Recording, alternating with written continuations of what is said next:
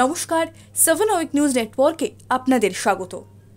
মনোমুগ্ধকর মাতৃমূর্তি, পিছনে ঘটকরূপী বাহন, দেবী জগদ্ধাত্রীর এই রূপের সামনে ভক্তিতে যেন আপনাতেই মাথা নত হয়ে আসে।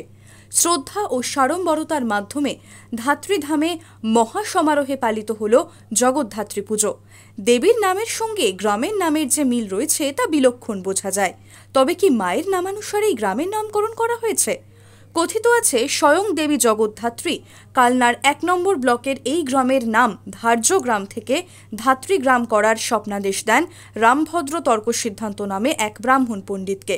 স্থানীয় বিশ্বাস অনুযায়ী এক অলৌকিক ঘটনার পর ব্রাহ্মণ পণ্ডিতের পুত্রবধূ এক কলসির গায়ে তেল সিঁদুর দিয়ে মাতৃমূর্তির ছবি আঁকেন, আর সেই স্বপ্নাদেশ মতো কলসির গায়ে যে রূপে মাতৃ অবয়ব ফুটে ওঠে সেই রূপেই মূর্তি প্রতিষ্ঠা করে আজ থেকে আনুমানিক 300 বছর আগে ধাত্রী গ্রামে শুরু হয় জগদ্ধাত্রী পুজো। রীতি মেনে কার্তিক মাসের শুক্লা নবমী তিথিতে একই সঙ্গে ষষ্ঠী, সপ্তমী, অষ্টমী এবং নবমীর পুজো সাড়ম্বরে সম্পন্ন হয়।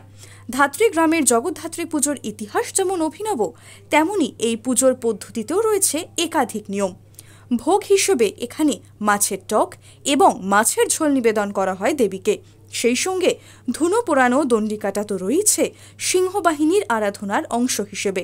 ফি বছরে দূর দূরান্তর থেকে বহু ভক্তরা ভিড় জমান মায়ের কাছে পুজো দিতে, আর এবছরও তার ব্যতিক্রম হয়নি। মায়ের কাছে নিজেদের মনস্কামনা জানাতে যেমন বহু পুণ্যার্থী উপস্থিত হন পুজো প্রাঙ্গণে, তেমনি হাজার হাজার ভক্তদের মাঝে প্রসাদ বিতরণ করা হয় এদিন।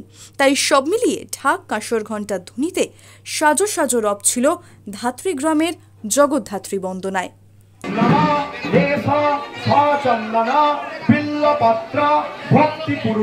পুষ্পাঞ্জলি নীলকণ্ঠ শিব সহিত ধাত্রীগ্রাম অধিষ্ঠাত্রী দেবী জগদ্ধাত্রী দুর্গা বৈ নমঃ।